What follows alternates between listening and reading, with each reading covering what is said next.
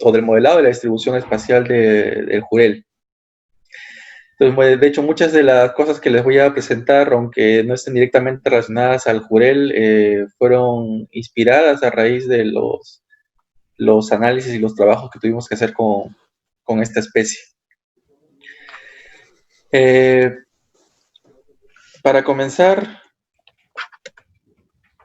quisiera hacer una pequeña introducción para un poco poner el contexto de los temas que vamos a conversar hoy. Y lo primero sería hablar sobre qué es un modelo de distribución de especies, ¿ya? Entonces, en general, la idea es que nosotros tratamos de tener un modelo que nos permita reconstruir y predecir las zonas en donde el jurel, por ejemplo, o cualquier especie en general, va a tener unas condiciones de hábitat óptimas para su supervivencia. Por lo general, estos modelos trabajan con dos tipos de datos. Necesitamos información sobre presencia y necesitamos datos ambientales en esos puntos donde hemos observado la presencia de los individuos. Esta información vamos a considerar que se encuentra en el espacio geográfico. Normalmente nosotros tenemos datos de latitud y longitud en donde se ha observado una cierta especie y las variables ambientales asociadas. Esto, por supuesto, luego tenemos que llevarlo a otro espacio. En este caso, por ejemplo, imaginen que las dos variables ambientales que hemos considerado son la temperatura, aquí en el eje X, y la salinidad. Cada punto que tenemos, en que tenemos registrada una presencia, por ejemplo, aquí en rojo, correspondería a otro punto en el espacio ambiental, o sea, la combinación de temperatura y salinidad asociada. Asimismo, aquí los puntos verdes serían los puntos de ausencias, es decir, donde no hemos observado a la especie. Y estos datos ahora van a estar en lo que vamos a definir como el espacio ecológico. Y es aquí donde se va a construir lo que conocemos como modelos de nicho ecológico, que ya no trabajan con la latitud o la longitud ni ningún tipo de coordenada espacial, sino que trabajan en coordenadas ambientales. Y luego finalmente lo que vamos a hacer es, una vez que tenemos ese modelo que principalmente trata de reproducir las relaciones de tolerancia de la especie a un cierto conjunto de variables ambientales, vamos a usarlas para hacer una predicción nuevamente sobre el espacio geográfico. Es decir, una vez que volvemos a las coordenadas espaciales y sabemos en cada punto cuál es la combinación de variables ambientales que tenemos, podemos usar el modelo que construimos para predecir cuál va a ser la idoneidad del hábitat en cada punto. Entonces, básicamente ese es el proceso. Colectamos datos en el espacio geográfico, hacemos el modelo en el espacio ecológico y luego volvemos al espacio geográfico para hacer nuestras predicciones. Entrando un poco más detalle en la tolerancia a los factores ambientales. Por ejemplo, aquí tengo un esquema que muestra en el eje X una cierta variable ambiental de menor a mayor y luego tenemos en el eje Y el tamaño de la población. Entonces, por lo general vamos a esperar que haya un cierto valor para esa variable ambiental, la temperatura, por ejemplo, en donde se encuentre el óptimo. Es decir, sería la temperatura preferida por la población. Y asimismo va a haber estas dos líneas cortadas aquí, nos muestran los límites. El límite inferior de tolerancia y el límite mayor de tolerancia. Eso quiere decir que por encima y por debajo de esos valores no esperaríamos encontrar a ningún individuo de la población porque exceden su tolerancia a esa variable. Pero adicionalmente vamos a tener una zona de estrés, es decir, zonas en donde la especie puede sobrevivir, pero no va a encontrarse en condiciones óptimas, ya sea para alimentación o para reproducción. Y finalmente tenemos, sí, el rango óptimo, en donde la especie va a buscar estar. Esto es particularmente sensible para especies que son migratorias, porque normalmente la capacidad de movimiento va a permitir que traten de ir hacia zonas donde se encuentren en su rango óptimo.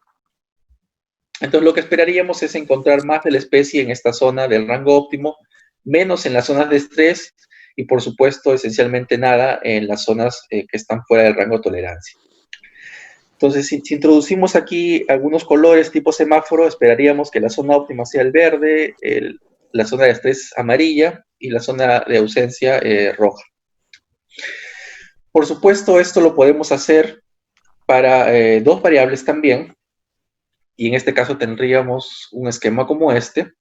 En el caso de que no haya ningún tipo de interacción, por ejemplo, la temperatura y salinidad, como en este caso, pero también es posible que haya interacciones. Es decir, que la combinación de dos variables haga que ciertas zonas pudieran estar en la zona de ausencia en vez de en la zona de estrés o tolerancia, como esperaríamos al analizar una variable o cada variable por separado. Entonces es importante considerar que las interacciones entre factores ambientales son posibles. Y esto nos lleva a la definición de nicho ecológico de Evelyn Hutchinson, en donde se define el nicho ecológico como al hipervolumen n-dimensional, en donde cada punto, o sea, cada combinación de variables ambientales, permite que la especie exista de manera indefinida. Eso quiere decir que en términos prácticos, identificar el nicho ecológico de la especie va a ser equivalente a encontrar la frontera del hipervolumen en el espacio ambiental.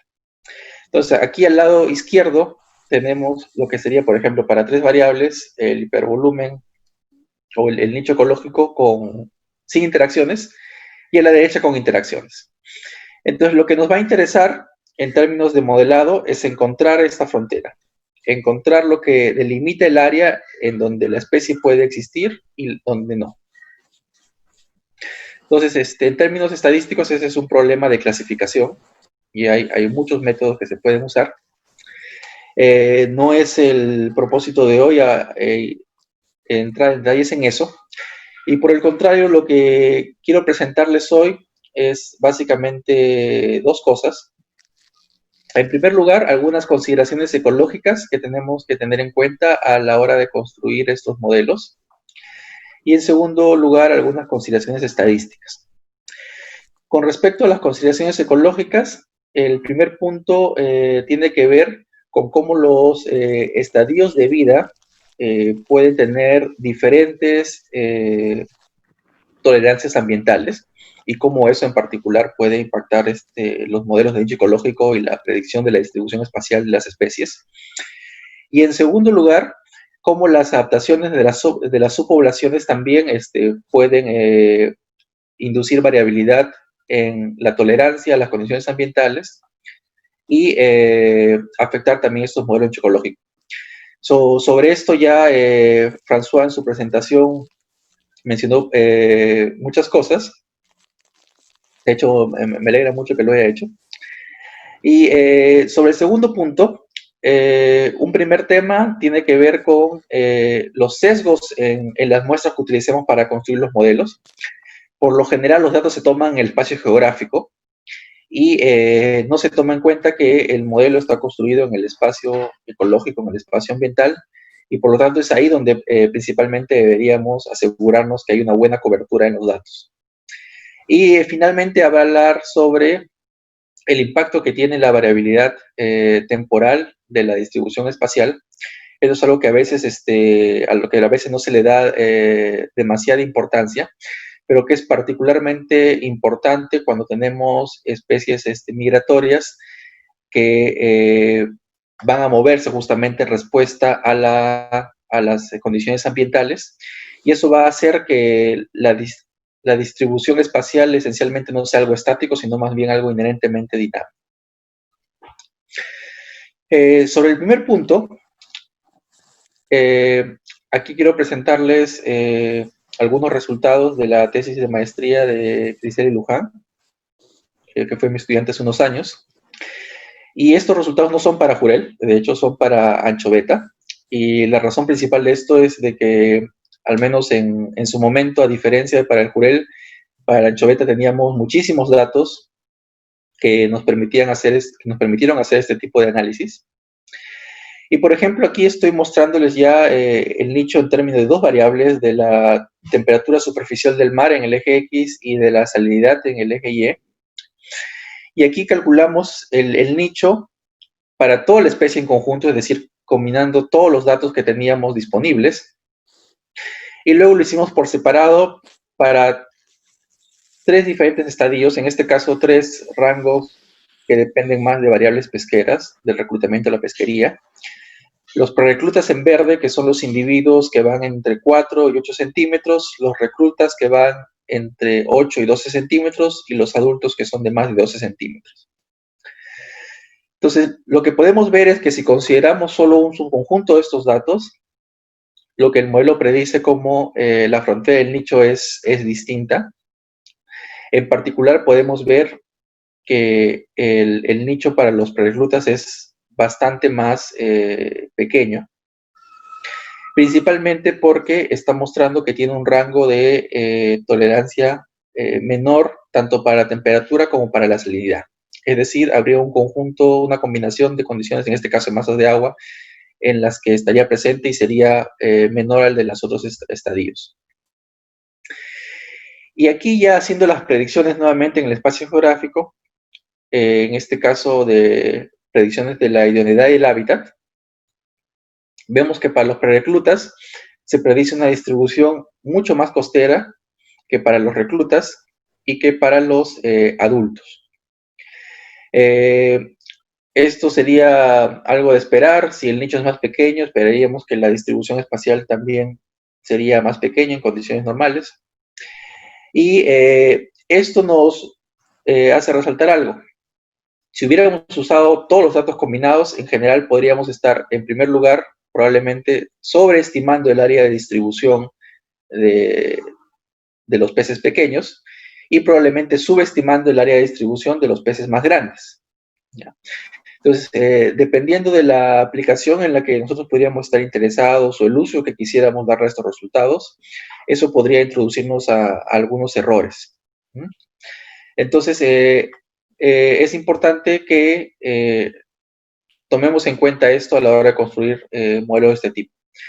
Que si esperamos que haya diferencias entre la tolerancia y las variables ambientales, entre diferentes estadios de vida o diferentes tamaños o diferentes rangos de tamaños de la especie, sería importante que hagamos el análisis por separado o que lo consideremos de manera explícita en el modelo, el tamaño, por ejemplo.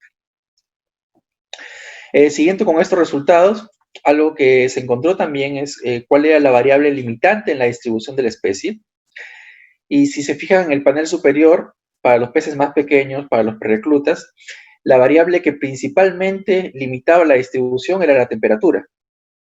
Por el contrario, para los adultos y para los reclutas, las variables que limitan la distribución eran en azul la salinidad, en verde la clorofila, que sería un proxy del alimento, y en gris la profundidad de la oxiclina.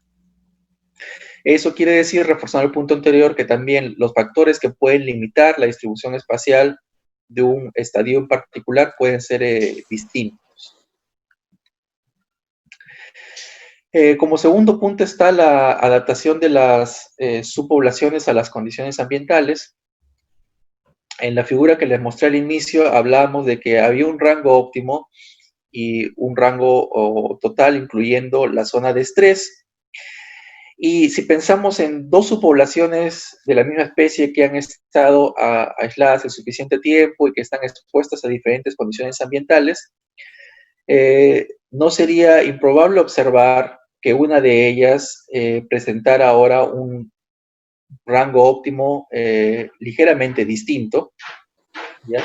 Incluso en el caso de que mantuviéramos el mismo rango total, incluyendo las zonas de estrés. Lo que ocasionaría esto es que dependiendo de la subpoblación que consideremos, obviamente obtendríamos diferentes resultados.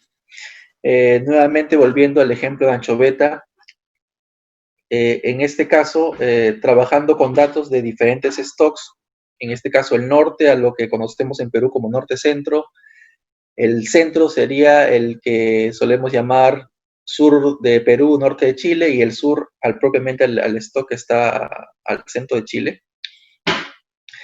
Si usamos los datos por separado, obtenemos también diferentes estimaciones para el nicho ecológico. La línea negra es aquella que integra ya los datos disponibles para toda la especie en su totalidad, ¿ya? Entonces, esto podría ser una indicación que esas diferentes relaciones ambientales, esas diferentes tolerancias a las condiciones ambientales entre las diferentes subpoblaciones, podría estar originando un diferente nicho ecológico. Hay otra posibilidad que es la que voy a hablar después de esto. Pero fíjense aquí, en este caso las nubes de puntos representan los datos para cada subpoblación o para cada stock en el espacio ambiental, aquí de temperatura y salinidad, y vemos que si bien para el caso de norte y centro hay una mayor coincidencia, sí las condiciones ambientales en las que se observa la anchoveta en el sur son bastante diferentes. Continuando con esto, otro de los problemas que tenemos que tener en consideración es el sesgo del muestreo en el espacio ambiental. Por el sesgo del muestreo me voy a referir a esto. Esta también es la figura que les mostré al principio, en donde traducimos las coordenadas geográficas a las coordenadas ambientales o ecológicas. Y normalmente nosotros, cuando pensamos, por ejemplo, en términos de la cobertura de los datos, estamos pensando en tiempo y espacio, ¿no? Decimos, por ejemplo, tenemos toda la costa de Perú cubierta y tenemos 10 años de datos. Pero algo que no estamos pensando, por ejemplo, es que de repente todos los datos, en el caso que provinieran de un crucero científico, podrían estar restringidos una cierta temporada, al verano, digamos, o en el caso que vinieran de la pesca, podrían estar restringidos a los meses en que la temporada de pesca está abierta. Eso implicaría que solo tenemos datos de una cierta parte de la variabilidad intraanual, de la variabilidad estacional, y por lo tanto, en este caso, podríamos no estar cubriendo todas las condiciones del espacio ambiental. Un segundo.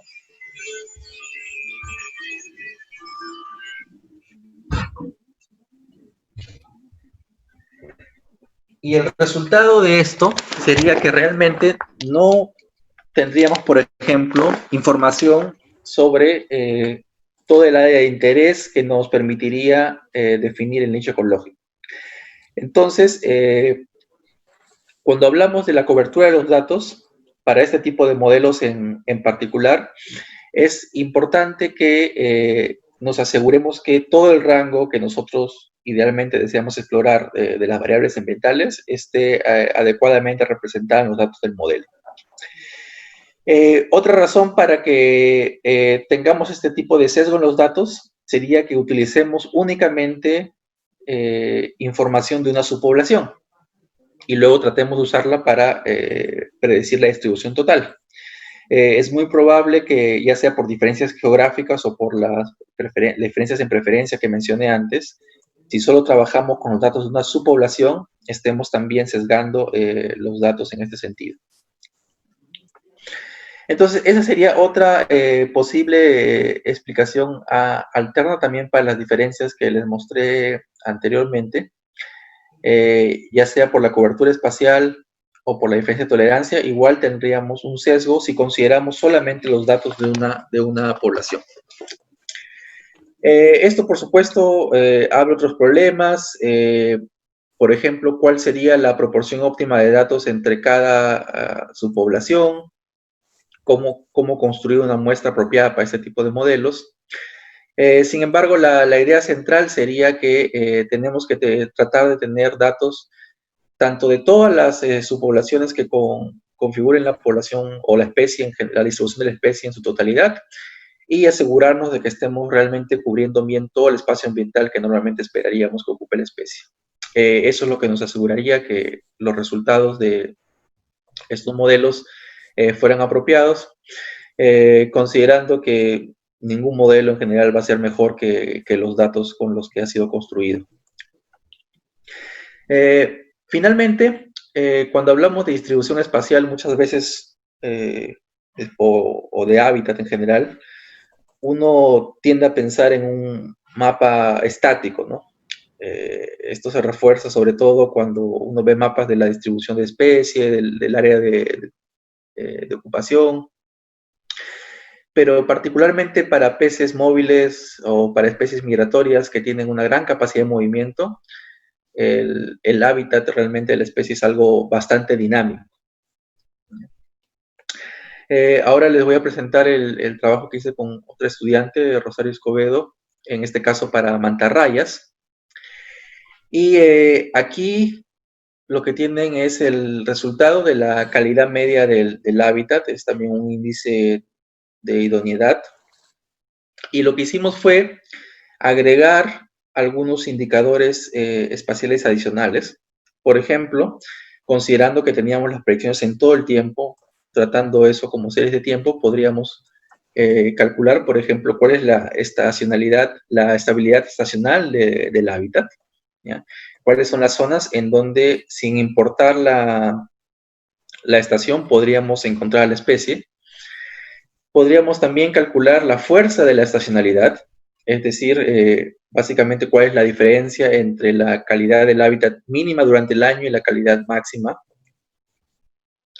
Y de manera interanual también podemos calcular la estabilidad, cuáles son las zonas en donde de manera persistente podemos encontrar siempre la especie.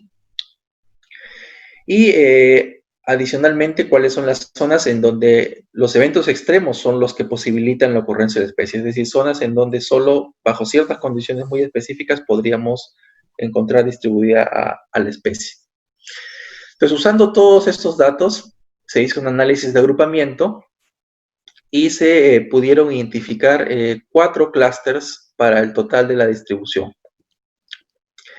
En azul, el primer clúster sería las zonas en donde en ninguna condición podemos encontrar a la especie. Pero luego encontramos 3 conglomerados en donde sí podíamos identificar características distintas en base a los indicadores espaciales que mencioné anteriormente. Por un lado, en rojo teníamos la zona de mayor estabilidad, donde la calidad es alta y es bastante estable. Luego, en verde tenemos las zonas en donde la calidad es medianamente alta y principalmente tiene una variabilidad estacional. Eso quiere decir que son zonas en donde solo en algunos meses del año podríamos esperar a encontrar a la especie. Y finalmente el área turquesa, en donde solamente bajo ciertas condiciones extremas, pensemos por ejemplo un evento El Niño o cosas similares, podríamos observar a la especie distribuida ahí. Entonces el rojo sería el hábitat estable, el verde el hábitat estacional y el turquesa el hábitat raro, que es en donde solo se va a observar la especie bajo ciertas condiciones muy específicas. Y bueno, para mostrarles algo sobre Jurel, hicimos también el mismo análisis para esta especie. Y en este caso encontramos 3 grupos también. El primero consiste en un hábitat que tiene la mayor calidad y una variabilidad interanual bastante baja. Eso quiere decir que es muy estable en el tiempo.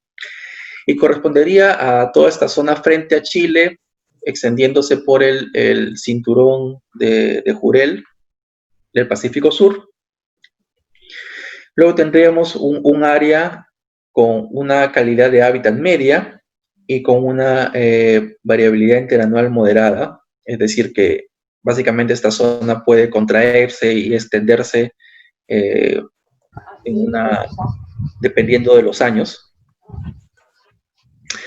Y finalmente teníamos una zona en donde la calidad del hábitat era media y tenía la mayor variabilidad interanual. Y básicamente esa zona verde podría funcionar como una zona de transición entre las 2 áreas más estables, que serían, digamos, la azul y la roja, ¿ya? Y eso quiere decir que cuando esa zona de transición es fuerte, básicamente hay una continuidad en toda la distribución del hábitat, y cuando esa zona verde es débil, hay un mayor aislamiento entre ambas zonas. Aquí tendría que acotar que estos resultados fueron construidos con un modelo que utilizaba únicamente los datos frente a Perú, que eran los datos que teníamos en su momento disponibles. Así que básicamente no estoy siguiendo una de las recomendaciones que he querido darles durante esta charla. Adicionalmente también hemos considerado los datos de todos los estadios. Fue un trabajo que hicimos en una etapa bastante preliminar de estas investigaciones. Pero lo muestro porque creo que este en particular, tomando en cuenta toda la variabilidad temporal del hábitat, puede darnos algunos resultados interesantes. Sí, directamente. Y en este caso utilizando únicamente datos ambientales. Entonces, de hecho, sería genial poder seguir mejorando estos resultados.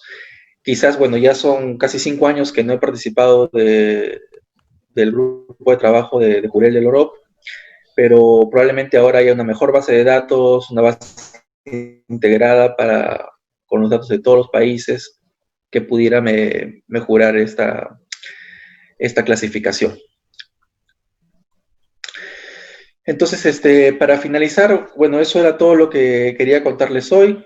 La importancia de tener en cuenta las diferencias en la tolerancia ambiental de los diferentes estadios de vida y las diferentes subpoblaciones. También porque es importante que nos aseguremos que nuestros datos sean lo menor sesgados posibles en términos del espacio ambiental más que del espacio geográfico.